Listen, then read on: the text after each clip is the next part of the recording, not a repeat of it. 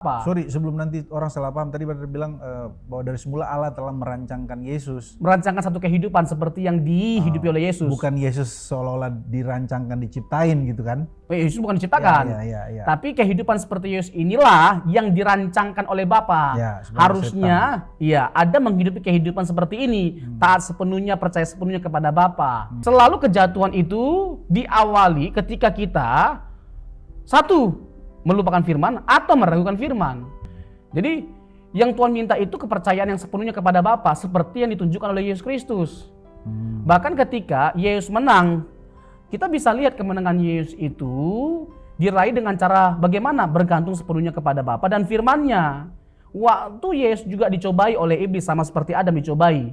Yesus mengalahkan setan dengan menunjukkan apa?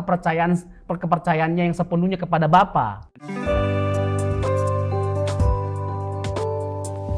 3, 2, 1, ngobrolin pesona Injil yuk setiap hari. Brother Awa. Yes. Seneng kalau memang ketemu sama brother ini. Puji Tuhan. Semua hal-hal yang apologetik, yang filosofis, semua dasar-dasar iman Kristen, saudara akan temukan jawaban dari Brother Awa. Brother, hari ini kita coba bahas, kita mulai dari ini polemik yang Gak ada habis-habisnya? Nggak ada habis-habisnya. Tentang keilahian Kristus dan kemanusiaan Kristus. Okay. Aku mulai dari cerita tentang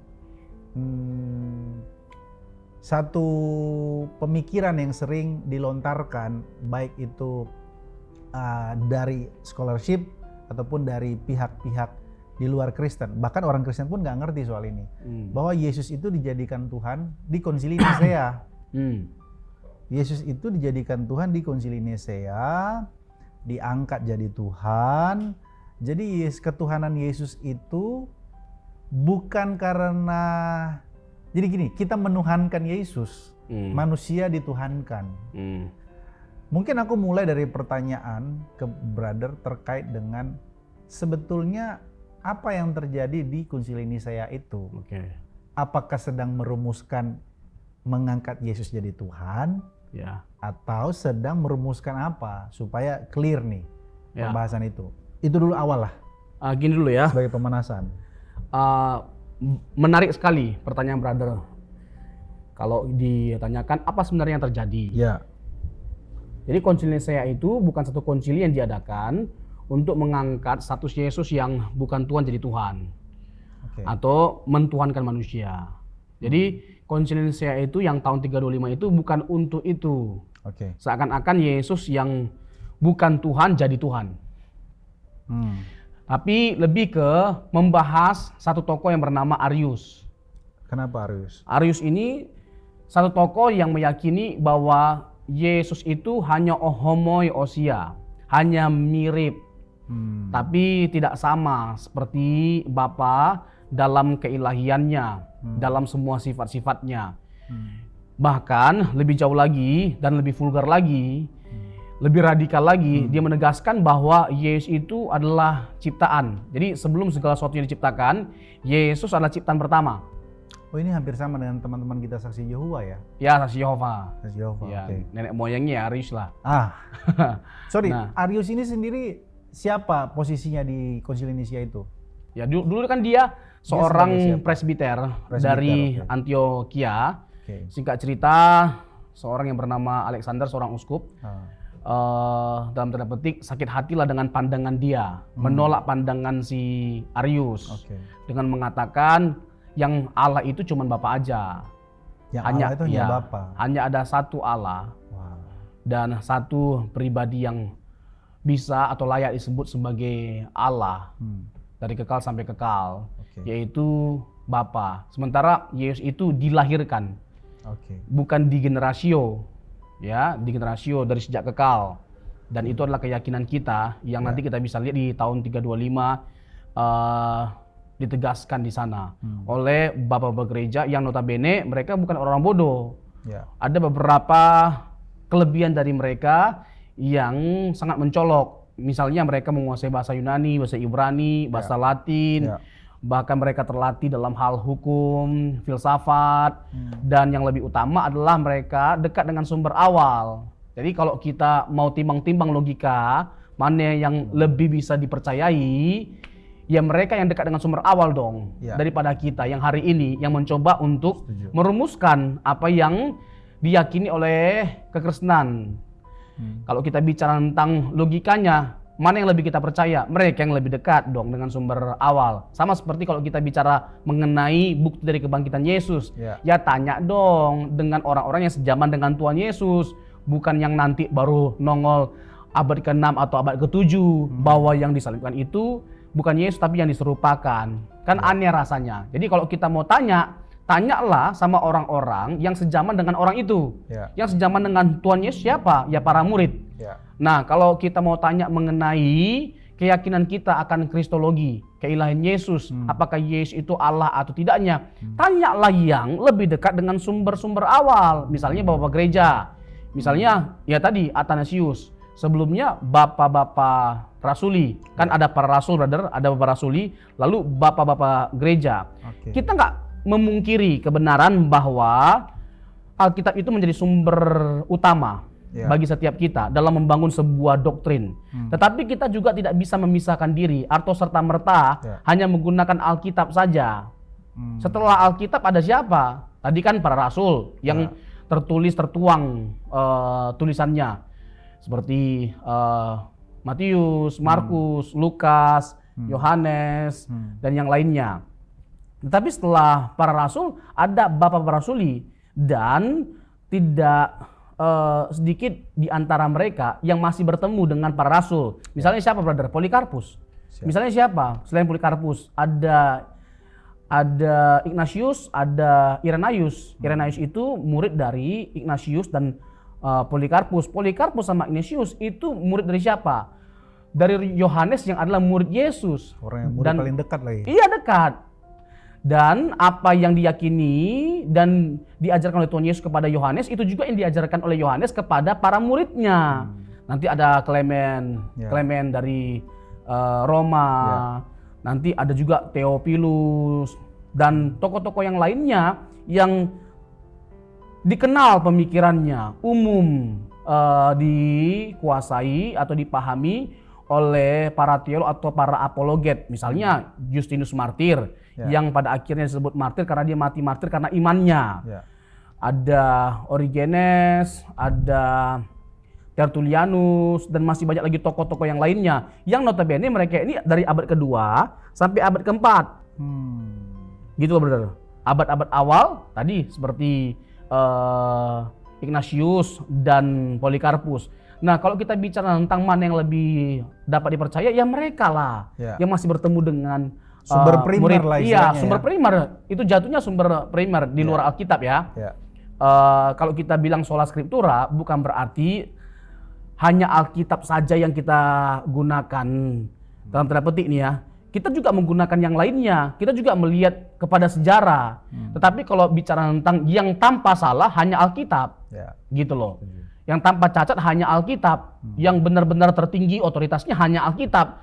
Jangan kita sandingkan Alkitab dengan tradisi. Jangan kita sandingkan Alkitab dengan yang lainnya. Yang lainnya boleh kita pergunakan sebagai bukti tambahan dari apa yang kita yakini. Kayak kebangkitan Yesus, banyak sekali bukti tambahannya dari sisi historis. Gitu, brother. Jadi kalau mau ditanyakan, apa yang terjadi pada konsili Nisea? Ya. Itu bukan sebuah konsili atau pertemuan yang diadakan untuk mengangkat Yesus menjadi Tuhan, tapi untuk meluruskan pandangan Arius yang telah keluar dari keyakinan gereja atau para rasul atau jemaat mula-mula yang bertolak belakang dari Alkitab. Jadi si Arius ini memandang bahwa Yesus itu tidak Allah. Tidak Allah, satu tidak Allah. Ya, kedua diciptakan. Nah, ini yang Diciptakan. ya bukan hanya memilukan tapi mengerikan. Jadi ada waktu di mana Yesus tidak ada. Itu keyakinannya. Jadi bagi dia yang benar-benar kekal itu hanya Bapa. Jadi Yesus itu tidak kekal. Tentu nanti dia merujuk kepada siapa? Kepada apa? Misalnya Amsal, brother. Amsal pasal 8, ya kan? Bahwa dikatakan hikmat itu diciptakan. Lalu nanti ada Kolose pasal yang pertama ayat yang ke-15 yang notabene lebih ke dia mencocokkan teks-teks itu dengan premisnya, dengan asumsinya, dengan teologianya. Jadi nggak membiarkan Alkitab itu berbicara apa adanya tentang dirinya. Ini kesalahan fatal dari Arius dan juga bahkan saksi Yehova. Ada satu aliran monarkianisme atau monarkianisme itu kan masih ada turunan itu dari Arius kali ya? Ya. Bahwa Allah itu hanya tunggal satu begitu. Ya. Apakah jadi sudah clear tadi sebelum kita lebih lanjut sudah clear bahwa waktu Konsili Nisea itu bukan merumuskan mengangkat Yesus jadi Tuhan, ya, tapi meluruskan ya, pandangan salah si Arius tentang bahwa Yesus itu tidak berpribadi Allah, hanya manusia kemudian diciptakan menjadi Allah. Kurang lebih begitulah ya, Bro. Ya. Aku masuk ke soal itu sudah clear lah ya. Ya. Monarkianisme. Ini agak susah nih. Ini agak sedikit istilahnya agak teknis. Apakah memang benar nanti ada salah satu video lagi viral juga, Brother, monoteisme, bahwa yang Allah itu betul-betul tunggal. Ya, hanya Bapa. Ulangan 6 ayat 4, hanya Bapa gitu. Bisa tolong kasih penjelasan atau deskripsi sebetulnya memahami Tritunggal ini? Apakah memang Allah itu hanya dengan istilah Unitarianisme, karena hanya Bapa yang Allah, sementara Yesus ini Allah kecil dan ini si Roh Kudus juga hanya Allah kecil. Yang benar itu seperti apa, Bro? Sebelum nanti aku masuk ke yang monarkianisme yang dinamis maupun yang modalis. Ya. Sebenarnya terlalu banyak yang mau ditanggapi dari pernyataan. Satu-satu mainkan. Ya, yang lagi viral itu bilang begini, saya dibilang sesat, saya dibilang nabi palsu. Saya menyampaikan kebenaran dengan menggunakan begitu banyak sekali ayat. Tapi ketika saya dibilang sesat, mana ayatnya? Sebenarnya persoalannya bukan pada ayat yang mana, bukan persoalannya pada seberapa banyak ayatnya, tapi seberapa tepat kita mengeksegesis ayat itu. Ya, gitu loh. Iya, jangan sampai kita menafsirkan teks yang satu tapi bertabrakan dengan teks yang lainnya. Ya. Misalnya kalau kita mau mengatakan Yesus bukan Allah, lalu merujuk kepada beberapa teks. Pertanyaannya, teks mana yang menunjukkan bahwa Yesus bukan Allah? Ya. Oh, dia manusia, dia lapar, ya kan, dia mati atau disalibkan. Itu kan menunjukkan bahwa dia tidak Allah. Enggak dong, terbalik. Itu menunjukkan betul bahwa dia manusia, tapi Alkitab bukan hanya menyaksikan kemanusiaannya, tapi juga keilahiannya.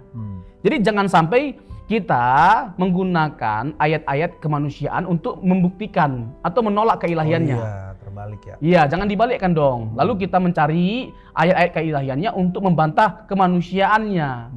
Kita kan nggak membantah bahwa Yesus itu benar-benar manusia, sungguh-sungguh manusia. Tapi dia bukan hanya sungguh-sungguh manusia. Atau dia lebih dari sekedar manusia, banyak sekali ayatnya dong. Dan ini kita bisa uraikan dengan panjang lebar. Ya kalau kita mau bicara tentang adu ayat, bukan itu perdebatan yang baik. Perdebatan yang baik itu bukan adu ayat, gitu loh. Nanti sana nunjukkan ini ayatnya, bukan. Tapi mari kita sama-sama tunjukkan mana ayatnya, lalu kita tafsirkan ayat itu sesuai dengan bahasa aslinya, gramatikalnya, konteksnya, lalu pandangan secara historis, yaitu terkait dengan pandangan para pakar. Begitu dong. Nah, jadi kita bisa menyuguhkan begitu banyak sekali ayat dengan ketepatan kita dalam menafsirkannya. Misalnya Yohanes 10 ayat 30, brother, aku dan Bapa adalah satu. Satu di situ diperdebatkan. Jadi tidak sedikit orang yang nggak setuju bahwa Yesus itu adalah Allah mengatakan bahwa satu di situ bukan satu dalam pengertian keilahian atau hakikatnya, tapi satu penggembalaan, satu visi, satu misi. Tapi kalau mau dipahami seperti itu, rasa-rasanya dengan mudahnya kita mengatakan itu salah. Karena konteksnya kita bisa lihat, itu ayat 30. Tapi ayat 31 sampai 33 itu adalah reaksi dari orang Yahudi terhadap pernyataan Yesus. Mereka menjadi marah dan mau melempari Yesus dengan batu. Kenapa mereka begitu marah? Kenapa sampai bahkan mau bunuh Yesus, melempar Yesus dengan batu? Karena mereka paham betul, menangkap betul maksudnya Yesus itu apa. Yesus hendak menyamakan dirinya dengan Allah ketika dia berkata, aku dan Bapa adalah satu. Jadi satu di situ tidak mungkin tidak. Pasti dalam pengertian satu hakikat atau kesamaan hakikat bahwa Yesus hendak mengklaim bahwa dirinya adalah Allah. Aku dan Bapa adalah satu. Kalau bukan dalam pengertian itu, ngapain mereka menjadi marah dan membunuh Yesus? Kalau hanya sekedar satu pengembalaan, satu visi, satu misi, nggak perlu mereka menjadi marah. Setuju. Nah, itu namanya penafsiran yang tepat, tidak melepaskan teks dari konteks. Ya kan? Sama seperti yang Amsal 8 ayat 23-24, ia menciptakan aku. Lebih tepat menurut para pakar, bukan kanani, tapi ektesato, memiliki aku atau memilikinya. Jadi tidak pernah Bapa tidak memiliki hikmat, selalu Bapa memiliki hikmat dan selalu menyertakan hikmat dalam menciptakan segala sesuatu. Nah, memang lebih tepat dikatakan bahwa Yesus itu memang hikmat, tapi dia nggak pernah diciptakan. Dia selalu ada dalam diri Allah dari kekal sampai kekal. Kalau dikatakan seperti Arius tadi, brother, kalau dikatakan bahwa firman itu, Yesus itu diciptakan. Ini kita pakai logika umumnya lah. Kan nggak pernah Bapa menciptakan sesuatu tanpa firman. Selalu dia menciptakan segala sesuatunya dengan menggunakan firman. Kolose 1 ayat 15-17, Ibrani 1 ayat 1-3, dan yang lebih clear adalah Yohanes 1 ayat 1-3. Tidak ada yang jadi tanpa dia. Sang firman itu maksudnya. Tanpa sang firman. Tidak ada yang jadi dari segala yang ada tanpa dia. Artinya apa? Bagaimana mungkin Allah bisa menciptakan sesuatu tanpa firman? Nah, kalau Bapa terlebih dahulu menciptakan firman sebelum menciptakan segala sesuatu, pertanyaannya, dengan firman apa Bapa menciptakan firman? Ya, setuju. Dengan firman apa? Kalau harus dia menciptakan firman dengan menggunakan firman-Nya, lalu apakah ada firman lain yang digunakan oleh Bapa untuk menciptakan firman? Nah, kan ini kan ngaco. Jadi Kalau dibilang metonim, itu kan bahasa sederhananya begini. Jadi hikmat yang ada pada Allah diberikan pada seorang yang bernama Yesus. Ya kan? Jadi mereka hendak menolak fakta kekekalan dari Tuhan Yesus dengan mengatakan bahwa bukan Yesus yang kekal, tapi metonim Bapa yang ada pada Yesus, yang diberikan pada Yesus itu yang kekal. Ini kan menabrak banyak sekali ayat-ayat dalam Alkitab. Secara khusus menabrak Yohanes 1. Karena apa dikatakan di sana? Sak egeneto, bahwa firman itu menjadi manusia. Yang jadi manusia itu ya firman yang ada pada Bapa itu. Firman yang pada Bapa itu jadi manusia, bukan firman atau metonim yang dipahami oleh yang dalam tanda petik yang sesat itu. Firman atau metonim yang pada Bapa diberikan pada seorang yang bernama Yesus. Gitu loh. Bukan begitu pengertiannya. Tapi firman itu yang menjelma menjadi manusia. Yang ada pada Bapa. Coba Yohanes 6 ayat 38, brother. Yohanes 6 ayat 38. Nanti katanya nggak pakai ayat. Ya harus pakai ayat dong. Yohanes 6 ayat 38, demikian bunyinya. Sebab aku telah turun dari sorga, bukan untuk melakukan kehendakku, tetapi untuk melakukan kehendak Dia yang telah mengutus aku. Nah, berarti dikatakan apa? Telah turun dari mana, brother? Dari sorga. Telah turun dari sorga. Nah, telah turun dari sorga berarti sebelum dia jadi manusia, sebelum ada di bumi, dia ada di mana? Ada di sorga. Dan dalam rupa apa? Dalam rupa Allah. Itulah Filipi 2, brother, ayat 5-8. Yang walaupun dalam rupa Allah tidak menganggap kesetaraannya sebagai milik yang harus dipertahankan. Enggak dipertahankan gitu loh, kesetaraan dengan Bapa. Artinya apa? Dia adalah Allah sebelum dia jadi manusia. Kalau bahasa sederhananya begini, Filipi 2 ayat 5-8 itu bicara tentang apa? Yesus plus. Yesus yang menambahkan natur manusia pada dirinya. Sehingga dia satu pribadi dengan dua natur, yang insani dan yang ilahi. Waktu dia berkenosis, apakah keilahiannya hilang? Sifat-sifat Allahnya hilang? Tidak, tetap melekat pada dirinya. Dia tetap Allah. Gitu loh. Jadi sebelum dia jadi manusia, dia adalah Allah. Setelah dia jadi manusia, dia tetap Allah. Itulah Filipi 2, brother. Nah, jadi jelas sekali, clear sekali. Ketika kita mencoba untuk menafsirkan satu ayat yang satu, itu jangan sampai bertabrakan dengan ayat yang lainnya. Kalau mau dikatakan bahwa firman itu bukan Yesus, tapi metonim, hikmat yang ada pada Bapa, berarti sifat dong. Berarti Allah itu bukan pribadi. Bukan pribadi. Enggak, Sifat. firman itu bukan pribadi, hanya sifat. Iya. Lalu pertanyaannya begini. Si sang firman itu, Yohanes 8 ayat 56 sampai 58, kan dikatakan di sana mengenai praeksistensinya, brother. Ya. Sebelum Abraham ada, aku ada. Ego emi, present, kala kini gitu loh. Aku adalah ego emi yang sejajar dengan ehi asher ehi dalam Keluaran pasal 3 ayat 15, brother. 14-15. Yang ketika Musa mempertanyakan nama Tuhan, ehi asher ehi Yahweh, aku adalah. Nah, kalimat yang sama digunakan oleh Tuhan Yesus dan ada 7 pernyataan ego emi dalam Injil Yohanes yang bisa membantu kita untuk memahami keilahiannya. Aku adalah kebangkitan dan hidup, Ya. akulah jalan kebenaran dan hidup, gitulah, akulah gembala yang baik, ya kan? Dan masih banyak lagi klaim dari Yesus mengenai keilahiannya ketika menggunakan kata ego emi. Nah, Yohanes 8 ayat 58 tadi, brother. Aku adalah, sebelum Abraham ada. Nah, itu bentuk apa? Bentuk praeksistensi Tuhan Yesus sebelum dia menjelma menjadi manusia. Di ayat 56-nya, Abraham telah melihat hariku dan ia bersuka cita. Yang dia lihat itu pribadi atau sifat?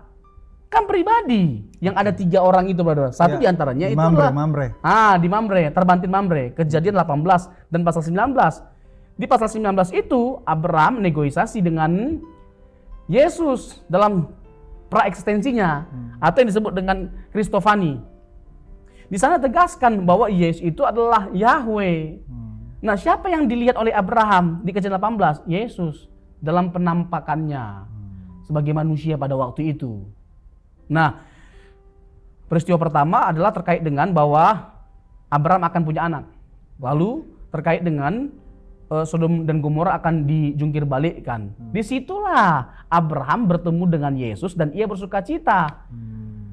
Lalu ayat 57-nya orang Yahudi menjadi marah. Kenapa menjadi marah?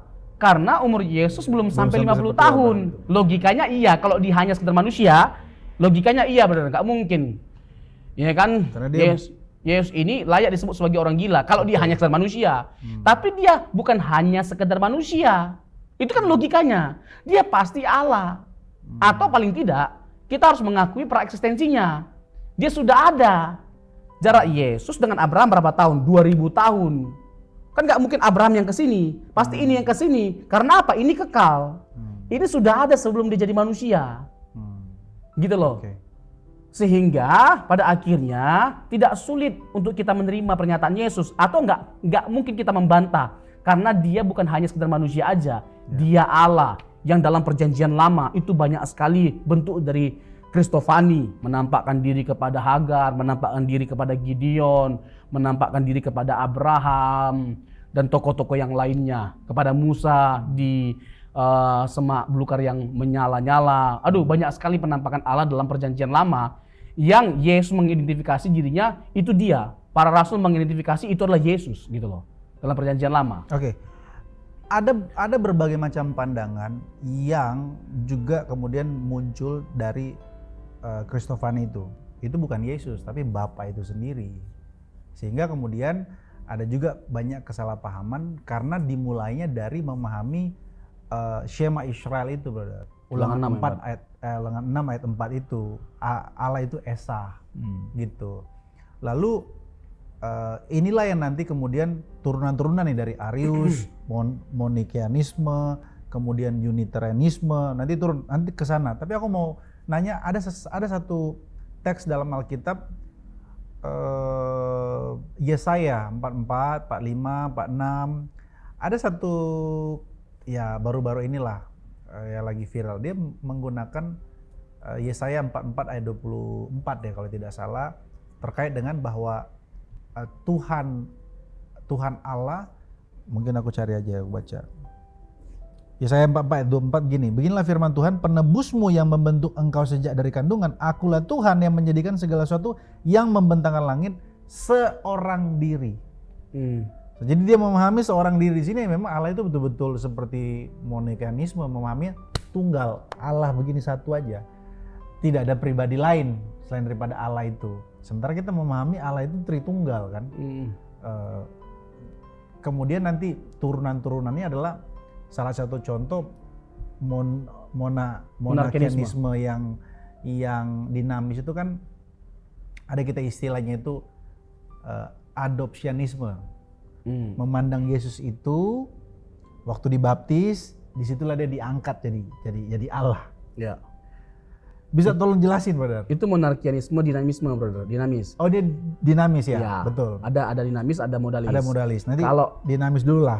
kalau dinamis itu begini, seperti paham brother tadi yang adopsianisme. Jadi Yesus itu manusia biasa, tetapi dia menjadi istimewa karena ketaatannya, lalu karena ada kuasa Roh Kudus yang diberikan kepada dia. Ya. Dan ini pandangan ini banyak loh Ya. di kekristenan.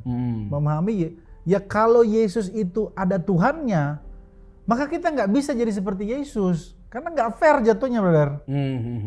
Ya. Yesus ada ilahinya, kita enggak. Ya. Gimana kita bisa meneladani Kristus? Kecuali Yesus betul-betul tadi adopsianisme itu. Ya. Sama seperti kita diangkat jadi anak oleh Tuhan.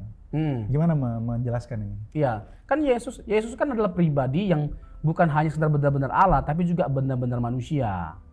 Nah, dalam kemanusiaannya dia menjalankan satu kehidupan yang bergantung sepenuhnya kepada Bapa. Dia taat, dia dicobai, dia benar-benar mengalami pengalaman manusia secara nyata. Jadi dia bukan seperti dokeo atau doketisme, kelihatannya seperti manusia. Tapi kalau bahasa kasarnya begini, dia seperti hantu. Ya kan? Jadi Yesus itu benar-benar manusia, bukan kelihatannya seperti manusia. Dan karena dia benar-benar manusia, dia benar-benar merasakan secara nyata pengalaman manusia. Hanya kata Alkitab dia tidak berbuat dosa. Misalnya Ibrani 4 ayat 15. Ya, lalu Yohanes 8 ayat 46 ketika Yesus bertanya, siapakah di antara kamu yang dapat membuktikan bahwa aku tidak berbuat dosa. Jadi Yesus itu benar-benar menjadi manusia seperti yang dirancangkan Allah dari sejak semula. Seharusnya kehidupan seperti Yesus inilah yang dihidupi oleh Adam dan Hawa, tapi gagal gitu loh dihidupi. Kehidupan yang bagaimana? Kehidupan yang taat sepenuhnya kepada Bapa, kehidupan yang percaya sepenuhnya kepada Bapa. Masalahnya dengan kejatuhan Adam dan Hawa itu membuktikan bahwa mereka tidak percaya sepenuhnya kepada Bapa. Sorry, sebelum nanti orang salah paham, tadi Brother bilang bahwa dari semula Allah telah merancangkan Yesus. Merancangkan satu kehidupan seperti yang dihidupi oleh Yesus. Bukan Yesus seolah-olah dirancangkan, diciptain gitu kan? Yesus bukan diciptakan. Ya. Tapi kehidupan seperti Yesus inilah yang dirancangkan oleh Bapa. Harusnya ada menghidupi kehidupan seperti ini, taat sepenuhnya, percaya sepenuhnya kepada Bapa. Cuman kan digoda oleh si ular gitu loh, personifikasi dari iblis gitu loh, membuat, merayu atau menggoda Adam dan Hawa pada waktu itu, seakan-akan Allah itu belum melakukan sesuatu yang terbaik gitu loh. Jadi membujuk mereka, merayu, yang pada akhirnya yang terbaik itu baru tersingkapkan kalau makan buah itu. Kan cerdik banget ular itu. Dengan firman lagi ya. Iya, dengan menggunakan firman sekali-kali kamu tidak mati, tapi kamu menjadi sama seperti Allah. Wow, ini kan dalam tanda petik kan sesuatu yang menggiurkan. Ya kan? Lalu simpel banget lagi langkahnya, hanya dengan makan buah itu. Gimana Adam dan Hawa nggak tergoda atau nggak tertarik gitu loh. Nah, jadi selalu kejatuhan itu diawali ketika kita satu, melupakan firman atau meragukan firman. Bayangkan loh, brother. Allah tekankan lagi dua tadi itu, brother. Iya. Sebenarnya kejatuhan itu dimulai dari waktu kita satu melupakan firman atau meragukan firman. Jadi yang Tuhan minta itu kepercayaan yang sepenuhnya kepada Bapa seperti yang ditunjukkan oleh Yesus Kristus. Bahkan ketika Yesus menang, kita bisa lihat kemenangan Yesus itu diraih dengan cara bagaimana? Bergantung sepenuhnya kepada Bapa dan firman-Nya. Waktu Yesus juga dicobai oleh iblis sama seperti Adam dicobai. Yesus mengalahkan setan dengan menunjukkan apa? Kepercayaannya yang sepenuhnya kepada Bapa, pada firman-Nya. Gitu loh. Dia mengalahkan setan dengan menggunakan firman. Ya kan? Ulangan 6 sampai 8. Itu adalah teks atau konteks yang digunakan oleh Yesus dalam mengalahkan setan. Ulangan 6 sampai 8 itu bicara tentang apa, brother? Waktu itu kan Musa mendorong, mengajak orang-orang Israel untuk menunjukkan kesetiaan dan ketaatan yang sepenuhnya kepada Bapa. Yang Israel gagal, Adam gagal, tapi Adam yang terakhir ini dia memenuhi apa yang gagal dari Adam dan Israel. Dia taat sepenuhnya. Makanya Roma 5 kan ayat 17 sampai 18. Ya. Adam yang pertama itu Gagal. gagal untuk menjadi taat, tapi Yesus taat sepenuhnya kepada Bapa. Jadi Yesus menunjukkan menang dengan mempercayai firman-Nya. Jadi kalau kita benar-benar mempercayai firman sepenuhnya, itulah kemenangan kita. Amin. Itulah kemenangan kita. Hmm. Nah, hasilnya kalau kita mempercayai firman sepenuhnya adalah kita taat, tunduk gitu loh. Gitu, brother. Jadi adopsionisme ini tidak benar ya, brother ya? Bahwa orang memandang Yesus itu hanyalah diangkat menjadi Tuhan, anak kesayangannya Tuhan. Oke. Kita bantah itu ya, brother ya. Maksudnya kita tidak percaya itu ya. Ya, Bahwa semua yang tadi brother jelasin ya, dia taat kepada Bapaknya, tapi di sisi lain dia juga punya ilahinya kan. Maksudnya dia itu tidak manusia 100%. Manusia 100%. Dia manusia sejati dan juga Allah sejati. Itu yang benar. Itu yang benar, bukan hanya manusia yang diangkat Ya. menurut orang adopsionis ini. Ya, monarkianisme dinamis Ya. atau adopsionisme Ya. meyakini bahwa Yesus itu manusia biasa sama seperti kita pada umumnya, yang membuat dia menjadi istimewa karena dia taat, karena dia dipenuhi Roh Kudus, gitu loh. Jadi bahkan dia diangkat pada akhirnya jadi istimewa di hadapan Iya. Bapa, tapi dia bukan Allah sama seperti Bapa. Itulah adopsionisme, yang mana itu ditolak. Lalu ada monarkianisme, sabellianisme. Yang modalis ya. Ya, modalis. Yang modalis. Ya, itu ada Prakeas, ada Paulus dari Samosata Ya. yang meyakini pandangan itu sebelum ada Arius, mereka sudah ada. Oh begitu. Ah. Jadi benar untuk memberitahu kepada jemaat Tuhan yang dikasih semuanya ini, pandangan bahwa berpikir Yesus kita itu hanya bisa jadi seperti Yesus kalau Yesus itu betul-betul manusia tok. Iya, dia betul-betul manusia. Yang menyangkali kemanusiaannya yang sepenuhnya itu siapa? Kita yang percaya bahwa Yesus itu Allah tidak pernah menyangkali kemanusiaannya. Mereka yang meyakini Yesus manusia mencoba untuk menyangkali keilahiannya. Itu masalahnya. Iya, itu dia. Yesus kan bukan hanya sekedar satu pribadi dengan satu natur, tapi satu pribadi dengan dua natur, yang insani dan yang ilahi.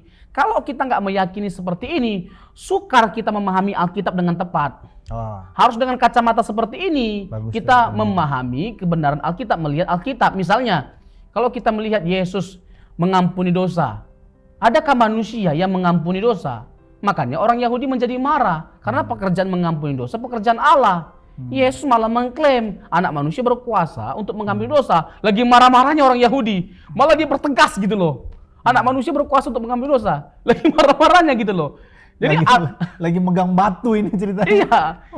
Jadi Mau merajam. itu klaim keilahian Yesus secara tidak langsung. Dia berkata bahwa dia lebih besar daripada bait suci Allah. Matius 12 ayat 6, ayat 8, Tuhan atas hari Sabat. Di Matius pasal 12 itu brother, Salomo gitu loh. Ada ratu dari negeri selatan yang jauh-jauh datang ke Salomo untuk mendengarkan hikmat Salomo. Kalau Salomo kalian dengarkan, harusnya kalian lebih mendengarkan aku karena aku lebih dari Salomo. Matius pasal yang ke-22 kalau saya tidak salah. Ya kan, Daud menaruh hormat terhadap Yesus kepada Adoni. Dia menghormati Yahweh, tapi juga dia menghormati Yesus yang adalah Adoni, sama seperti menghormati Yahweh. Siapa Yesus pada akhirnya? Ketika Yesus bertanya, menurut kamu siapakah Mesias itu? Anak Daud. Kalau kamu meyakini Yesus yang adalah Mesias itu adalah anak Daud, seharusnya kamu menghormati aku. Karena apa? Raja yang kamu paling hormati adalah Daud, menghormati aku loh. Dan menghormatinya itu waktu Daud masih hidup. Ya. Gitu loh. Ya kan, duduklah di pangkuanku sampai. Itu kan jelas. Matius pasal yang ke-22 brother. Ini nggak mungkin nggak kita bacakan, harus kita bacakan supaya orang lebih menangkap. Ayat 41. Ketika orang Farisi sedang berkumpul, Yesus bertanya kepada mereka, katanya, apakah pendapatmu tentang Mesias? Anak siapakah dia? Kata mereka padanya, anak Daud. Wah, ini kan masuk jebakan sebenarnya. Oh, ya udah. Ini kan salah satu ayat yang dikutip dalam Mazmur 110 ayat 1 brother. Ya kan? Katanya kepada mereka, jika demikian bagaimanakah Daud oleh pimpinan roh? Nah ini juga menarik sebenarnya. Nanti kalau kita merujuk kepada Mazmur 110 brother. Menariknya bagaimana? Menurut pimpinan roh. Jadi Daud waktu itu ngomong, menghormati Adoni seperti menghormati Yahweh dalam tuntunan atau pimpinan roh. Ini Tritunggal dong. Oh. Tritunggal. Sebelum nanti kita jawab yang Yesaya 44 yang berangkat tadi. Ya. Nanti brother ingatkan. Ya. Karena sebenarnya brother ketika ngomong tuh banyak sekali pertanyaan. Jadi takut ke-skip juga. Takut ke-skip ya. Siap. Jadi brother ingatin. Ya nanti begitu. Nah, jika demikian bagaimanakah Daud oleh pimpinan roh dapat menyebut dia tuannya ketika ia berkata, Tuhan telah berfirman kepada Tuanku, duduklah di sebelah kananku sampai musuh-musuhmu kutaruh di bawah kakimu. Ini sebuah ayat yang berasal dari mana? Mazmur 110 ayat 1. Demikianlah firman Tuhan kepada Tuanku, Mazmur Daud ya. Yahweh, ya kan, kepada Adoni.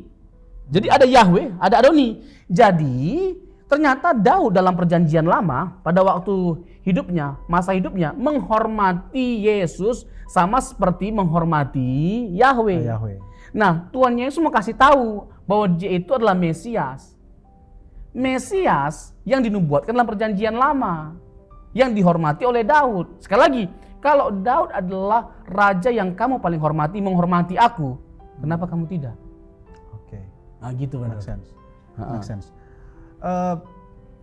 Kalau yang monakianisme modalis, yang sabelis, kan memandang Bapa, Yesus dan Roh Kudus Pribadi yang sama. Dalam bentuk yang berbeda-beda. Dalam bentuk yang berbeda-beda. Apa bahaya pandangan ini, brother? Ya, kalau kita gini dulu cara meresponnya. Merespon ya, boleh. Menanggapinya begini, kalau kita lihat Alkitab, kalau kita benar-benar serius meyakini itu, maka ada banyak kekacauan bahasa. Termasuk Yesus. Bahasa Yesus itu bahasa yang kacau. Bahasa yang absurd, bahasa yang weird, bahasa yang aneh. Misalnya waktu dia berdoa, Soalnya dia berdoa. banyak loh yang memandang itu, brother. Iya. Ada juga, bahkan pendeta-pendeta pada umumnya, scholarship juga. Memang di kepalanya percaya Tritunggal, tapi waktu menjelaskan malah sabelis, malah modalis, malah oneness. Iya. Ada juga beberapa tuh, ada senior kita yang bilang bahwa Yesus itu bukan anak Allah, Ya. gitu. Ya. Ini kan akarnya karena dia pemahamannya percaya Tritunggal tapi modalis di kepalanya. Makanya Igreja Ngopi ini hadir untuk meluruskan pandangan Ya. orang yang keliru terhadap Tritunggal. Setuju. Ya, atau mereka yang tidak memahami keyakinannya, jadi mereka bisa memahami. Betul. Jadi konten-konten kita buat tidak ada yang lain selain bagaimana orang Kristen itu memahami apa yang mereka yakini Ya. dan mereka terdorong gitu loh akan kasih Allah yang Tritunggal, terdorong untuk melakukan Ya. hal-hal yang benar, hal-hal yang baik atau menjadi serupa dengan Tuhan Yesus. Ya. Nah, tadi kan kalau kita bicara tentang kenapa atau bagaimana ya sampai mereka memahami Bapa, Putra, Roh Kudus itu pribadi yang sama. Bahkan seperti yang saya katakan tadi, brother, bahkan bahasa Yesus itu pun akan terkesan aneh kita pahami kalau kita paksa diri kita memahami bahwa Bapa, Putra, Roh Kudus itu pribadi yang sama. Kenapa? Sorry, brother, aku potong sedikit. Karena juga ada unsur seperti kerumitan gitu, menjelaskan Allahnya kita ini. Boleh nanti bisa kepada agama lain. bisa nanti kita urai kekhususan yang ada. Iya, itulah kenapa lebih mudah itu dengan menjawab ya dia memang satu. Oke. Tapi dalam topeng-topeng yang berbeda. Kadang Bapa, kadang Yesus, kadang Roh Kudus. Nah, jadi mudah menjelaskan ke orang. Ya. Mungkin itu salah satu faktornya juga. Gini loh, kalau kita bicara kebenaran harus begini pola pikirnya, brother. Jadi bukan soal sulit atau mudahnya, bukan mana yang lebih mudah, tapi mana yang lebih benar, dan untuk sampai kepada titik itu mana yang lebih benar, apa yang Alkitab singkapkan. Dengan jujur kita menyuarakan yang Alkitab singkapkan secara apa adanya. Kalau kita bicara tentang dengan jujur, memang Yesus adalah pribadi yang berbeda dengan Bapa. Oke. Karena apa? Misalnya Yesus berdoa kepada Bapa. Kan nggak mungkin Yesus itu pribadi yang sama dengan Bapa. Kalau Yesus adalah pribadi yang sama dengan Bapa, ngapain dia berdoa? Berdoa untuk dirinya sendiri ya? Iya. Ngapain dia mengklaim diri sebagai diutus oleh Bapa? Ya kan kacau bahasa. Bagaimana kita memahami bahasa-bahasa ini? Kan aneh. Kalau Bapa dan Yesus itu adalah pribadi yang sama. Jadi Yesus masa dia mengutus dirinya sendiri, dia diutus lalu diutus oleh dirinya sendiri? Kan yang lebih logis adalah Bapa itu pribadi yang berbeda dengan Yesus. Dan Bapa itulah yang mengutus Yesus. Nah terus kenapa dia mengklaim dirinya Bapa lebih besar daripada aku? Misalnya Yohanes pasal yang ke-14 ayat 28. 14:28. Iya. Terus Yohanes 5 ayat 30, aku tidak bisa berbuat apa-apa dari diriku sendiri, dan seterusnya. Itu kan semua sebagai bahasa yang menunjukkan Yesus pribadi yang berbeda dengan Bapa. Lalu ketika dia disalibkan, Eloi Eloi lama sabachthani, God God why have you forsaken me? Mengapa engkau meninggalkan aku? Masa dia ditinggalkan sama dirinya sendiri? Kan aneh bahasa-bahasa itu pada akhirnya. Bagaimana kita memahami dan memaksa diri untuk percaya bahwa Yesus itu adalah pribadi yang berbeda, pribadi yang sama dengan Bapa? Itu pribadi yang sama. Hakikatnya sama, pribadinya beda. Itu Tritunggal. Gitu, brother. Jadi akan ada banyak kekacauan yang kita temukan dalam Alkitab kalau kita menganggap bahwa Bapa Putra Roh itu pribadi yang sama tapi menyatakan diri dalam bentuk yang berbeda-beda. Itu aneh. Very weird lah, ya, aneh banget. Mungkin pertanyaanku agak sedikit praktis. Masuk neraka memang kalau kita memahami monakernisme, dinamis atau sabelisme ini, bro.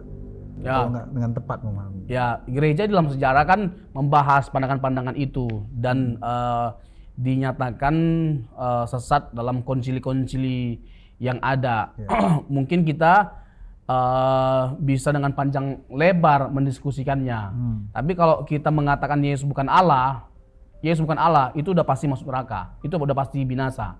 Yesus bukan Allah. Iya. Misalnya gini ya, Yohanes 8 ayat 24. Ya, Yesus berkata begini, kalau kamu tidak percaya akulah dia, kamu akan mati dalam dosamu. Ya. Nah, untuk itu kita mempercayai Yesus yang bagaimana? Yesus yang adalah Allah. Karena apa? Karena kalau kita tidak percaya kepada dia, konsekuensinya adalah binasa. Lah kalau kita sampai binasa karena menolak dia, berarti dia siapa? Nggak mungkin nggak Allah. Karena hanya menolak Allah lah yang membuat kita pada akhirnya bisa binasa. Itu logikanya. Dan kalau kita merujuk kepada Roma 10 ayat 9 dan 10, dengan hati kita percaya, dengan mulut kita mengaku, lalu kita diselamatkan. Itu adalah pengakuan iman Kristen kalau kita bicara tentang keselamatan. Jadi selama orang mengaku Yesus itu adalah Allah, orang pasti diselamatkan. Masalah Yesus tidak pernah mengklaim dirinya, akulah Allah, sembahlah aku, kan. Nah itu dia, pernyataan langsungnya ada enggak? Tetapi itu adalah satu kacamata yang keliru. Itu sebenarnya mengotakkan kita orang Kristen yang membuat kita seakan-akan kalau tidak seperti itu maka tidak benar Yesus itu Allah. Harus begitulah caranya. Harus seperti itulah caranya untuk kita pada akhirnya mengakui Yesus itu Allah. Padahal ada begitu banyak cara untuk kita mengetahui dia Allah. Misalnya secara sederhana nih, brother. Pak Prabowo gitu loh mereshuffle para menteri.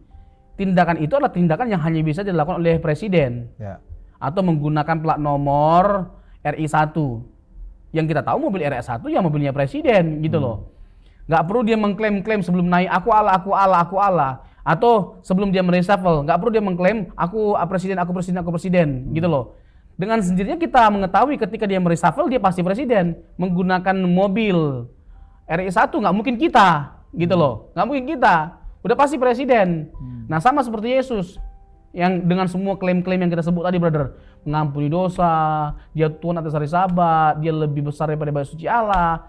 Kan ini sebenarnya mendorong kita untuk berpikir, mendorong kita untuk berpikir dengan serius, nggak serius, nggak bisa main-main. Ini adalah kebenaran gitu loh yang dituangkan, disaksikan oleh Alkitab, dan nggak bisa tidak gitu loh. Kita harus melihat dia lebih dari sekedar manusia, karena nggak ada manusia yang seperti itu. Makanya klaimnya si C.S. Lewis, iya, hanya ada 3 kemungkinan pada akhirnya, dia hanya nabi, atau dia Allah, atau dia orang gila yang ngaku-ngaku Allah. Masa ada orang yang seperti itu gitu loh, mengampuni dosa, mengklaim dia Tuhan atas hari Sabat, dia adalah lebih besar daripada suci Allah, dia mengklaim lebih besar daripada Daud, daripada Abraham, dari semua tokoh-tokoh dalam perjanjian lama. Ya kan nggak mungkin kita mengatakan dia orang gila. Masa ada orang gila yang ngaku Allah seperti yang ditunjukkan oleh Tuhan Yesus? Kan aneh rasanya. Kalau dia hanya sekedar nabi, emang ada nabi yang mengklaim hal seperti itu? Aku adalah kebenaran dan hidup. Zoe loh, dia tawarkan Zoe sama kita. Yang Yohanes pasal yang ke-11 waktu dia membangkitkan Lazarus. Akulah kebangkitan dan hidup. Yesus mengklaim dirinya sebagai sang kehidupan. Kalau dia mengklaim dirinya sebagai sang kehidupan, berarti hanya dia yang adalah sang kehidupan yang bisa memberikan kehidupan kekal bagi setiap kita. Allah tidak pernah menciptakan kebinasaan pada intinya, karena dia adalah sang kehidupan. Allah tidak merancang manusia untuk binasa. Ya. Manusia menjadi binasa karena manusia memilihnya dengan tidak tunduk kepadanya. Oke. Gitu loh. Nice. So, ya Tuhan kita itulah Tuhan yang hidup atau sang kehidupan itu sendiri. Sehingga hanya sang kehidupan itu sendiri yang bisa memulihkan keadaan manusia yang harusnya binasa. Siap. Gak ada yang lain. Kalau dia tidak ada, gak mungkin bisa kita pada akhirnya memperoleh kehidupan yang kekal itu. Itulah dahsyatnya Yesus dengan segala perbuatannya. Bagaimana mungkin kita memikirkan keselamatan kehidupan kekal tanpa Dia, sang kehidupan. Wow, manis. Ini pesona Injil nih. Mantap.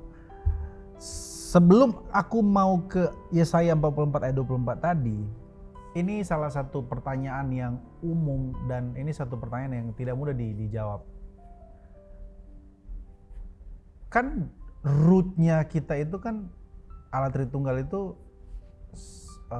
monoteisnya orang Yahudi atau bangsa Israel itu mengakui bahwa Allah itu Esa. Oke, Ulangan 6 ayat 4. Allah itu Esa. Inilah yang kemudian juga salah satu alasan kenapa orang Yahudi tidak percaya Yesus. Itu karena memandang ya siapa Yesus. Bahkan sampai detik ini kepercayaan orang Yahudi ya mereka nggak percaya Yesus. Mungkin pertanyaannya kenapa orang Yahudi nggak percaya Yesus? Karena mereka tetap memegang Shema Israel ini bahwa Allah itu Esa. Lalu kemudian ada satu kawan kita bilang ya kita kalau mau bicara tentang Allah ya kita harus mengacu kepada rootnya orang Israel yang punya Shema Israel gitu. Lalu kemudian dia gunakan argumen Yesaya 44 tadi 24. Allah menciptakan dari zaman dulu seorang diri. Jadi tidak ada tiga pribadi. Nah ini kan salah satu dilema. Seolah-olah ini kontra logika. Ini orang Kristen kok memahaminya, orang Yahudi saja yang punya kitab saya memahaminya Allah itu Esa betul-betul tunggal, monoteis. Kok orang Kristen malah dibuatnya nambah 1 tambah 1 tambah 1 jadi 3, 3 1 1 3. Ini kan rumit, membingungkan sehingga orang ngambillah monarkianisme modalis, dinamis, jatuh ke paham-paham gitu. Yang idealnya seperti apa, Bro? Apa kata biblis? Jadi begini, Ulangan 6 ayat 4 ini menarik ya. Nanti ini dikutip oleh Rasul Paulus dan dikembangkan oleh Rasul Paulus lebih lanjut. Oke. Jadi menarik Paulus menjelaskan. Ini Rasul Paulus yang paling pintar nulis separuh dari Perjanjian Baru ya. Iya, masa kita lebih pintar daripada Paulus? Masa kita lebih ngerti dari Paulus? Ya kan, kalau Paulus saja menerima Yesus sebagai Tuhan dan bagian dari ketertinggalan dan sama hakikatnya dengan Bapa. Lalu kita siapa? Menarik. Nah, kenapa kita mengatakan bahwa Paulus percaya Yesus itu adalah Allah? Kenapa kita mengatakan Paulus itu meyakini Yesus itu sehakikat dengan Bapa atau setara? Nah, ini dia. Nah, nanti di dalam 1 Korintus 8 ayat 6 itu kan Paulus katakan begini, Brother. Bagi kita hanya ada satu Allah yaitu Bapa dan satu Tuhan yaitu Yesus Kristus. Jadi Bapa dan Tuhan. Oke. Jadi ada Bapa, ada Yesus. Siap. Bapa adalah Allah, Yesus adalah Tuhan. Nah, satu, tetap dipertahankan oleh Rasul Paulus kesatuannya sebagaimana Ulangan 6 ayat 4 mengatakan mereka Esa. Nah, kalau kita merujuk kepada Ulangan 6 ayat 4 itu, Brother, ini menarik sekali, Brother. Siap. Dikatakan begini kan, dengarlah hai orang Israel, Tuhan itu Allah kita, Tuhan itu Esa. Shema Yisrael, Adonai Elohenu, Adonai Echad. Jadi ada Adonai, ada Elohim. Ya, ada Adonai, ada Elohim. Nah, kata Elohim itu ketika diterjemahkan menjadi apa ke dalam bahasa Yunani? Theos. Ya. Jadi menjadi Theos. Elohim itu. Adonai menjadi apa? Kurios. Jadi ada Adonai, ada Elohim. Jadi ada dua pribadi. Dua pribadi ini disebut sebagai apa? Echad, Esa. Jadi Echad di sana itu tidak berarti betul-betul satu ya. Itu Yahid. Itu Yahid. Tapi Echad, yang dua ini satu kesatuan. Itulah Esa, Echad. Dikatakan kedua pribadi ini sebagai satu kesatuan yang tidak terpisahkan, satu komposisi, satu gabungan. Nah, jadi ketika Paulus mengutip ayat ini Itu adalah Shema Israel. 1 Korintus 8 ayat 6, Shema Kristen. Nah, kalau kita mengakui kerasulan Paulus, maka kita harus mengakui dan menerima pandangan Rasul Paulus yang menjelaskan Ulangan 6 ayat 4. Siap. Yang satu kesatuan itu Paulus jelaskan siapa? Satu Allah Bapa, satu Tuhan yaitu Yesus. Elohim, Adonai, satu Theos, satu Kurios. Gitu loh. Nah, ini menarik. Masuk kita ke 1 Korintus 8 ayat 6. Ini kalau sudah berapi-api begini nih, didengarkan baik-baik saudara-saudari.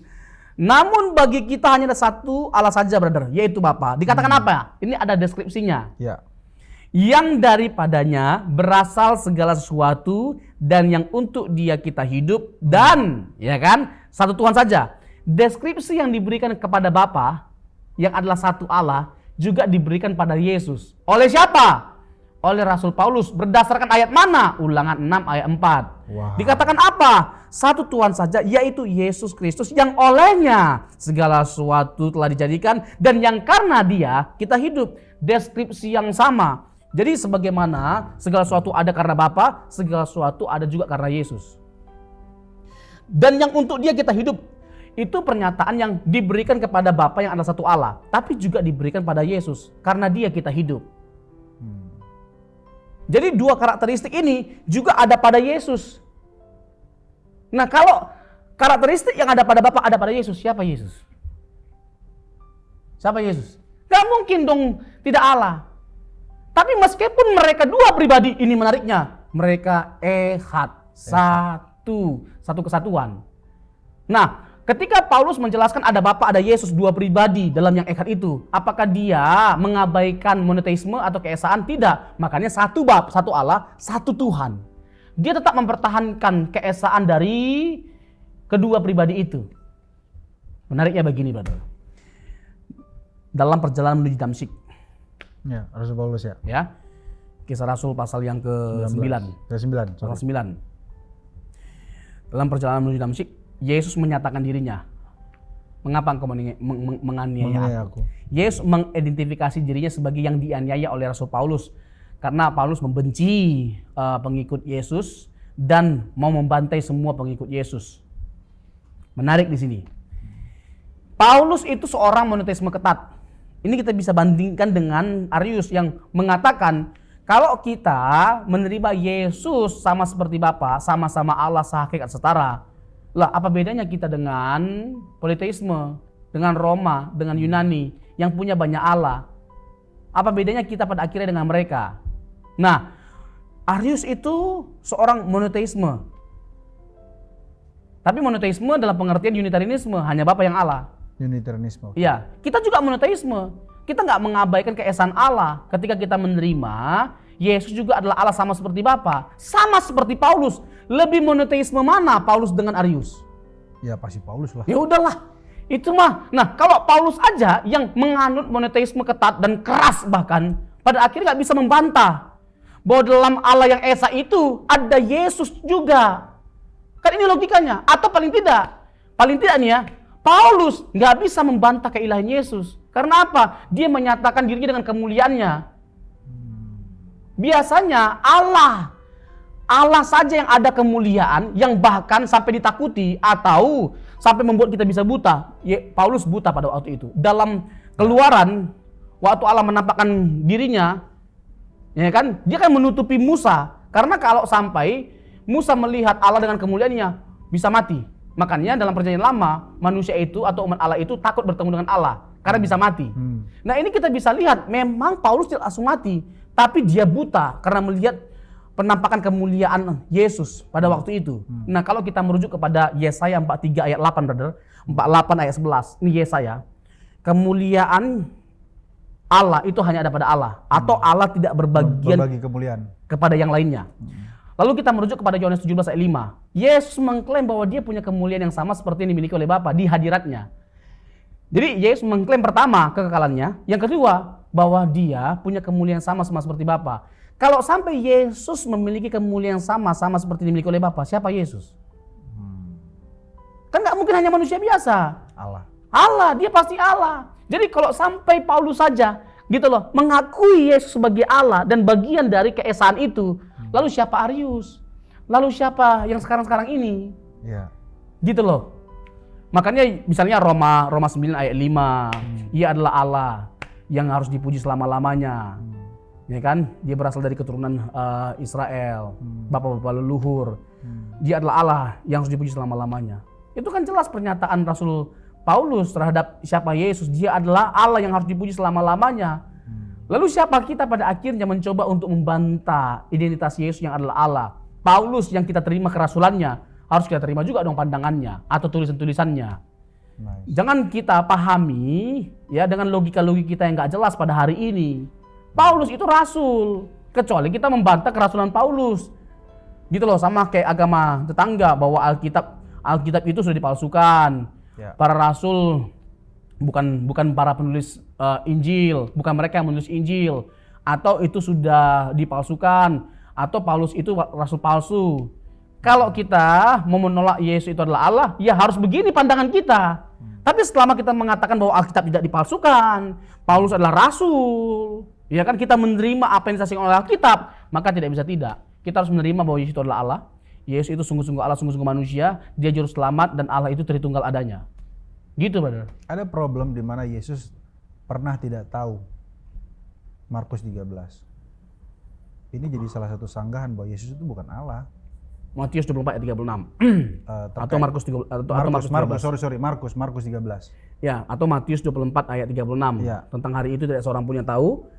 Anak tidak tahu. Ya, malaikat tidak tahu, anak manusia pun tidak tahu. Nah, bagaimana kita menjawab itu? Ya. Nah, pada umumnya begini. Yang pertama, itu Yesus menampakkan dirinya dalam konteks kemanusiaannya. Yang mengosongkan diri. Ya, jadi ini kan problem kenosis juga nih. ya, Apanya yang dikosongkan? ya, Sampai Yesus juga tidak tahu. ya. Jadi ketika dia menambah natur yang terbatas yaitu natur manusia, itu adalah sebuah bentuk pengosongan. Bukan dia menghilangkan sifat-sifatnya. Oke. Nah, dalam konteks kemanusiaannya dia membatasi dirinya. Nah, jadi itu dalam konteks kemanusiaannya Yesus mengatakan bahwa anak manusia tidak tahu. Yang kedua, bukan dengan tujuan itu Yesus datang pada waktu itu, bukan untuk memberitahu. Makanya dikatakan Bapa. Kenapa Bapa? Ada orang yang menggunakan satu konteks budaya. Ini menarik ya untuk menjelaskan ayat itu. Jadi pada waktu itu dalam budaya Yahudi, tugas ayah lah, bapak lah untuk memberitahu tanggal dari pernikahan anaknya. Tapi pertanyaannya, apakah anak tidak tahu? Padahal dia akan nikah. Apakah anak tidak tahu kapan tanggal pernikahannya? Dia tahu, tapi meskipun dia tahu, bukan tugas dia untuk memberitahu. Itu tugas bapaknya. Karena dalam kebudayaannya bapaknya lah yang akan memberitahu. Lalu yang ketiga, kalau Yesus kasih tahu, maka itu akan bertabrakan dengan teks-teks yang lainnya. Misalnya, kedatangan Tuhan seperti pencuri. Tuhan kasih tahu berjaga-jaga. Loh, untuk apa lagi gitu loh? Kita berjaga-jaga kalau ternyata sudah tahu kita kapan dia datang. Ya. Bisa kita ukur dong pada akhirnya. Ya kan, segala sesuatunya. Nantilah kita bertobat. Kenapa? Nanti tahun 2028, ini masih 2006, masih lama. Ya. 2008 nanti bulan November misalnya, tanggal 23. Tuhan Yesus datang 23 November 2008. Wah, masih lama, santai-santai kita. Nah, kalau begini kan susah. Jadinya kita mengaplikasikan pesan Yesus untuk berjaga-jaga. Berjaga-jaga itu kan artinya apa? Kita nggak tahu kapan dia datang. Sama seperti perumpamaan mengenai 5 gadis bijaksana sama 5 gadis bodoh. Yang Tuhan inginkan kita seperti 5 gadis bijaksana itu yang selalu berjaga-jaga atau mempersiapkan diri kita. Betul. Masalah kapan Tuhan datang itu kan nomor 2. Tapi pasti datang. Tapi masalah utama bagi kita adalah berjaga-jagalah. Persiapkanlah dirimu, perkarakan dirimu, berkemas-kemas. Mantap. Ada satu lagu tuh. Ya. Perkarakan dirimu. Gitu, brother. Oke, ini soalnya jadi salah satu pertanyaan supaya juga tidak terjebak bicara tentang keilahian Yesus. Bahwa Yesus itu nggak ilahi karena ada momen di mana dia tidak tahu. Gitu. Saya tambah deh, brother. Boleh. 1 Korintus 2 ayat 2. Boleh, tambahin. Misalnya begini, ini Tambahin. ada kesamaan sebenarnya. Ya kan, ketika Paulus ngomong begini dalam 1 Korintus 2 ayat 2. Sebab aku telah memutuskan untuk tidak mengetahui apa-apa di antara kamu selain Yesus Kristus, yaitu Dia yang disalibkan. Menarik kalimat ini. Sebab aku telah memutuskan untuk tidak mengetahui apa-apa di antara kamu selain Yesus yang tersalib. Pertanyaannya, apakah Paulus hanya mengetahui mengenai Yesus yang tersalib, mengenai penyalibannya doang? Apakah Paulus tidak tahu mengenai kebangkitannya? Ya. Padahal dalam 1 Korintus pasal 15, Paulus membeberkan bukti-bukti yang sangat kuat tentang kebangkitan Yesus. Bahkan mengatakan di antara mereka masih ada yang hidup loh. Jadi kalau kamu masih nggak percaya, tanya aja sama mereka yang menyaksikan Yesus yang bangkit pada waktu itu. Jadi apakah Paulus hanya tahu tentang Yesus tersalib? Tidak dong. Dia tahu banyak tentang Yesus pada waktu itu. Tetapi dia telah memutuskan untuk tidak mengetahui apa-apa selain Yesus yang tersalib. Nah, Yesus memerankan dirinya sebagai apa? Bukan sebagai pribadi yang kasih tahu kapan dia datang. Bukan untuk itu dia datang. Dan bukan berarti dia tidak tahu. Apalagi dia dalam konteks kemanusiaannya yang membatasi dirinya. Bisa nggak yang tak terbatas membatasi dirinya? Bisa. Yang nggak bisa itu adalah kita yang terbatas, lalu menjadi tidak terbatas. Itu yang nggak bisa. Kita mau jadi orang jadi Hulk, jadi Iron Man hanya di Itu bioskop gitu. Apalagi dalam dunia nyata kita jadi Hulk, jadi Iron Man, jadi Spider-Man, Superman, nggak bisa lah. Apalagi jadi Allah, mana bisa? Jadi Allah itu sesuatu yang nonsens. mungkin di akhir-akhir lah ini, brother. Ya. Ada satu frasa yang bilang anak tunggal Bapa. Ini salah satu perdebatan juga nih, monogenes. Ya, monogenes theos. Monogenes theos. Ya. Seolah Yesus ini dilahirkan kan. Jadi memang satu-satunya yang dilahirkan. Kemudian kesalahpahaman dari teman-teman kita saksi Yehova yang turunannya Arianisme ini kan prototokos salah ditafsirkan bahwa dia ciptaan pertama. Ya. Gitu. Nah, pertanyaan aku mengacu kepada ini, brother. Subordinasi. Kan ada juga yang memandang Yesus itu ya karena anak tunggal Bapa, monogenes, jadi ada momen di mana dia memang dilahirkan tidak setara dengan Bapa. Bahkan Yesus sendiri pun berkata bahwa Bapa lebih besar dari aku. Ya, oke. Aku mau sebelum masuk nanti terakhir ke jangan lupa Yesaya 44 ayat 24. Jadi kalau kita mempertanyakan Yesaya 44, nah saya mulai dari itu lah, brother. Ya, 24. Gini, Yesaya 40 sampai 55 itu sebenarnya pasal-pasal di mana Allah lebih banyak menekankan keesaannya daripada kejamakan pribadinya. Okay. Jadi aku seorang diri dan sebagainya macamnya. Bahwa dialah penebus, satu-satunya tidak ada yang lain. Satu-satunya tidak ada yang lain. Ya. Betul. Yesaya 43, 44 dan seterusnya. Jadi Allah lebih banyak menekankan keesaannya kepada bangsa Israel saat bangsa Israel di tengah bangsa-bangsa kafir atau bangsa-bangsa politeis yang menyembah banyak Allah. Jadi aku itu nggak seperti Allah dari bangsa-bangsa itu. Jadi aku hanya seorang diri dan aku hanya seorang diri yang melakukan segala sesuatu. Jadi untuk melakukan segala sesuatunya hanya dia, nggak ada yang lain, nggak perlu yang lain gitu loh. Nggak seperti Allah dari bangsa-bangsa lain untuk kesuburan, ya kan dewa Baal, ya kan, yang dalam konteks pertanian mereka membutuhkan dewa kesuburan, atau untuk keselamatan, atau untuk jauh dari semua bencana. Nanti Allahnya lain-lain lagi. Nah untuk semuanya itu hanya cukup dia. Gak ada yang lain. Akulah satu-satunya penebusmu. Nah, jadi Allah harus menegaskan hal itu secara kuat kepada bangsa Israel yang mereka itu mudah terpengaruh. Misalnya ketika mereka keluar gitu loh dari perbudakan, mereka masuk ke tanah Kanaan. Mereka dengan mudahnya menggantikan Allah yang benar, yaitu Yahweh, dengan beralih kepada dewa Baal. Karena mereka pada waktu itu sempat masuk ke pertanian, agrikultural kalau tidak salah istilahnya. Jadi ya, benar. Yang mereka butuhkan bukan Allah Yahweh lagi, itu Allah di masa lampau. Sekarang kebutuhan kita ini, yang kita butuhkan itu dewa kesuburan, dewa Baal yang mereka cari. Nah, ini adalah satu spirit atau sifat dari bangsa Israel yang kita tahu dengan mudahnya mereka menggantikan Allah yang benar dengan Allah yang tidak benar, atau Allah palsu atau ilah-ilah palsu. Makanya dalam perjanjian lama Allah lebih banyak menekan keesaannya daripada kejamakan pribadinya, supaya mereka nggak terkontaminasi dengan bangsa-bangsa lain yang banyak Allahnya. Nggak ada Allah di luar aku gitu loh. Jadi itu pesan kuat yang mau Tuhan sampaikan kepada bangsa Israel pada waktu itu. Jadi mesti lihat konteksnya ya. Iya, apalagi mereka di pembuangan.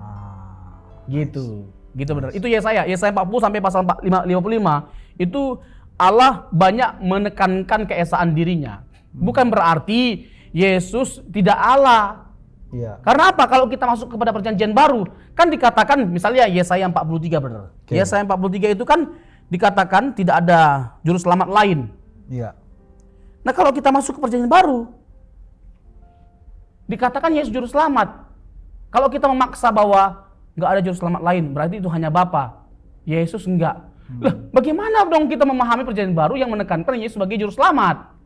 Hari ini telah lahir bagimu Yesus Kristus di kota Daud, Yesus juru selamat di kota Daud. Lukas pasal 2 ayat yang ke-11.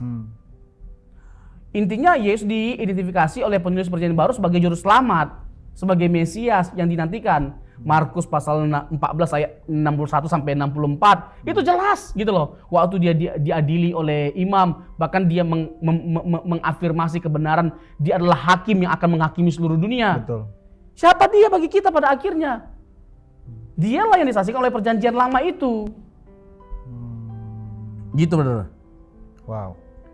Jadi itu pasti menjawab ya Yesaya. Jadi Yesaya itu tidak bicara tentang ya tunggal betul-betul hanya Bapa seperti kepercayaan orang Unitarian. Contoh nih brother. Yesaya 61 ayat 1. Siap. Roh Tuhan Allah ada padaku. Roh Tuhan Allah ada padaku. Ada Roh Tuhan Allah atau Roh Kudus. Oleh karena Tuhan telah mengurapi aku. Aku siapa? Ayat ini kan dikutip oleh siapa? Lukas, dalam Lukas 14 ya 4 ayat 18. Dalam Lukas pasal yang keempat, Lukas pasal yang keempat ayat yang ke-18, Yesus mengutip ayat itu dan mengenakan pada dirinya. Kepadanya diberikan kitab Nabi Yesaya dan setelah dibukanya ia menemukan nas di mana ada tertulis, Roh Tuhan ada padaku. Oleh sebab ia telah mengurapi aku untuk menyampaikan kabar baik kepada orang miskin dan seterusnya. Jadi ada Roh Kudus, Roh Tuhan, ada Yesus yang diurapi, ada Bapa yang mengurapi, ada Tuhan Yahweh yang mengurapi dia. Nah, bagaimana kita memahami ini? Ini kan satu teks yang dari apa? Lukas 4 ayat 18 ini. Dari teks mana? Yesaya 61 ayat 1 sampai 2. Ya. Nah, ayat-ayat begini itu bagaimana kita memahaminya? Jadi nggak boleh kita membenarkan pandangan kita benar adanya hanya dengan melihat satu ayat, tanpa melihat keseluruhan teks. Atau minimal melihat pergumulan Konteks. iya, teks itu pada waktu itu. Iya. Gitu loh. Jadi pergumulan bangsa Israel adalah apa? Mereka dengan mudahnya bisa beralih kepada ilah-ilah lain. Karena bangsa-bangsa yang di sekitar mereka pada waktu itu punya banyak Allah. Atau politeisme. Nah, Allah mau kasih tahu enggak? Jangan seperti mereka. Cukup aku aja. Untuk semua hal yang mereka harapkan itu ada pada aku semua. Jadi kamu berfokus sama aku ya, jangan pada yang lain. Itu maksudnya. Wow. Ada lagi Om? Ada pertanyaan tadi? Ada tadi sebenarnya, cuma lupa aku. Iya, terkait monogenes tadi. Oh iya. Sama prototokos. Kolose 1 ayat 15. Kolose 1:15. Jadi Oke. monogenes itu kan ini yang suka disalahpahami oleh kaum Monogenes theos. Seolah-olah Yesus itu kan anak tunggal Bapa yang dilahirkan. Ya. Nanti dikutip oleh mereka di Kolose 1 ayat 16 atau 15. Dan Wayne Grudem sendiri juga memandang bahwa Yesus ini memang lebih rendah dari Bapa, bukan sekedar fungsional tapi memang sudah dari kekekalan gitu. Ya. Pertanyaan aku adalah bagaimana kita mendamaikan ini, atau yang ideal itu seperti apa kata Alkitab supaya nggak salah paham. Si Wayne Grudem itu meyakini ada penundukan diri anak, sang anak dari sisi fungsional itu dari sejak kekal. Jadi dia bukan memahaminya dari bukan secara hakikat, bukan secara ontologis. Bukan secara ontologis, Ya. karena Tapi teman-teman Unitarian kan memandangnya hakikat Yesus memang lebih rendah dari Bapa. Ya, dan kita memahami itu dari sisi fungsional. Dalam konteks waktu Yesus, misalnya pernyataan aku tidak bisa berbuat apa-apa dari diriku sendiri. Aku Bapa lebih besar dari aku, itu fungsional. Dalam konteks kemanusiaannya, dalam konteks dia sebagai yang diutus, bukan dalam konteks ontologis. Karena dalam konteks ontologis dia ada dari sejak kekal bersama dengan Bapa dan terlibat dalam semua aktivitas ilahi, gitu loh, penciptaan, pemeliharaan semesta. Siap. Makanya dia menopang segala sesuatunya dengan firman-Nya. Ibrani 1 ayat yang ketiga. Ya. Keilahan Yesus bukan hanya diafirmasi oleh perjanjian baru, oleh jemaat mula-mula, oleh para rasul, tapi juga dari roh jahat. Matius pasal yang ke-8 di Gadara, apa urusanmu anak Allah yang maha tinggi. Ya. Bahkan Allah sendiri dalam Ibrani 1 ayat 8, tatamu ya Allah, itu kan pernyataan Bapa terhadap Yesus. Jadi itu semua ayat-ayat yang menekankan keilahan Yesus dan bahkan kesetaraan Yesus dengan Bapa. Kayak tadi aku dan Bapa adalah satu. Nah, aku mau masuk dengan monogenes theos, anak Allah yang tunggal. Itu generasio dari sejak kekal. Ini pakai logika umumnya. Siap. Bapa tidak pernah tidak jadi Bapa. Maksudnya Bapa tidak pernah tidak jadi Bapa. Dan dia hanya jadi Bapa karena ada anak. Anak juga tidak pernah anak tidak pernah tidak jadi anak. Dia selalu anak. Wow. Jadi Bapa hanya bisa disebut Bapa kalau ada anak. Dan itu Mantap. kekal sifatnya. Kayaknya gue baru denger ini dari brother. Jadi itu generasio kekal. Dari sejak kekal, posisi dia sebagai anak dan dia adalah anak Allah. Ya. Jadi kalau kita lihat Injil, Yesus adalah anak Allah dalam konteks ontologisnya. Oke. Karena kan ada juga kesalahpahaman keluar dari Bapa. Seolah-olah ada waktu di mana Yesus tidak ada. Ya, sekaligus kita mau menyangkali pernyataan satu pendeta besar lah di Indonesia yang menyangkali Yesus sebagai anak Allah. Iya. Dia hanya Allah tapi bukan anak Allah. Itu kan absurd banget gitu loh. Mengaku Yesus sebagai Allah, ya dia adalah anak Allah. Izin gitu loh. komandan. Nah, misalnya waktu Petrus ditanya, menurut kamu siapakah aku? Apa kata Petrus? You are the Messiah, the Son of the Living God. Engkau adalah anak Allah. Engkau adalah Mesias, anak Allah yang hidup.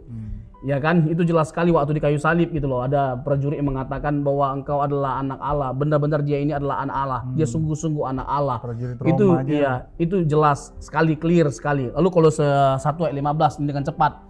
Dikatakan di sini dalam Kolose 1 ayat yang ke-15, Yang sulung. ya, dikatakan ia adalah gambar Allah yang tidak kelihatan, yang sulung lebih utama dari segala yang diciptakan. Kata yang sulung di situ prototokos. Ya. Gitu loh, prototokos bukan dalam pengertian matematika. Karena di ayat 18 kalau kita mau memaksakan bahwa Yesus itu sebagai yang pertama sekali diciptakan dalam pengertian itu, maka ayat 18 nanti aneh kita pahaminya. Jadi kontradiksi ya. Kontradiksi. Ia Kecuali adalah kita pakai Alkitab baru. Iya, kita buat Alkitab baru. Ialah kepala tubuh yaitu jemaat. Ialah yang sulung yang pertama bangkit dari antara orang mati. Ada lagi gitu loh. Kata yang sulung. Sehingga ia yang lebih utama dalam segala sesuatu. Prototokos lagi digunakan. Nah, kenapa tadi kita menegaskan jangan dipahami dalam pengertian matematika? Karena Yesus itu kalau menurut ayat 18, prototokos lagi yang sulung. Yesus bukan yang pertama kali bangkit. Sebelumnya Yesus itu ada yang pertama bangkit. Ada yang lain yang pernah bangkit gitu loh. Lazarus misalnya pernah mati lalu bangkit. Lalu kenapa dikatakan prototokos dalam pengertian keunggulan?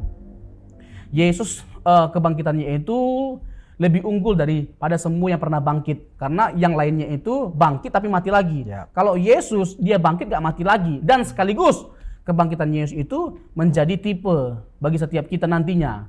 Filipi pasal yang ke 3 ayat 20 sampai 21. Ya. Jadi kita akan serupa dengan Yesus dalam hal tubuh kebangkitannya. Kita akan mengenakan tubuh kebangkitan seperti Yesus Kristus yang telah menaklukkan maut atau yang telah bangkit dari kematian. Jadi prototokos bukan menunjukkan bahwa Yesus itu secara matematika yang pertama diciptakan. Tapi keunggulan Yesus dari semua ciptaan yang ada, karena dia lebih unggul dari semua ciptaan yang ada, dia harus dipisahkan dari ciptaan. Dia bukan bagian dari ciptaan. Itu poinnya, brother. Dia pencipta. Nice. Aku rasa cukup dulu, brother. Ya. Nanti kita jumpa di lain waktu. Ngobrolin lagi pesona Injil. Thank you so much. Salam dulu, brother. Yes. Sampai jumpa. Puji Tuhan. Kiranya pesona Injil terus mewarnai hatimu dan hidupmu. Amin. Haleluya. Mantap.